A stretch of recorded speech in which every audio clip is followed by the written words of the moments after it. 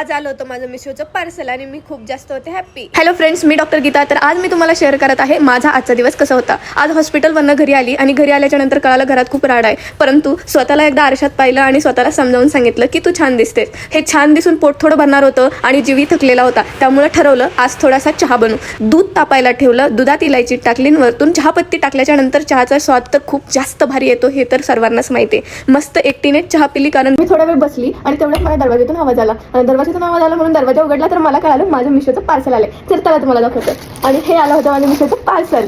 आणि याच्यामध्ये पाहूयात आपण आता काय आले माझ्यासाठी.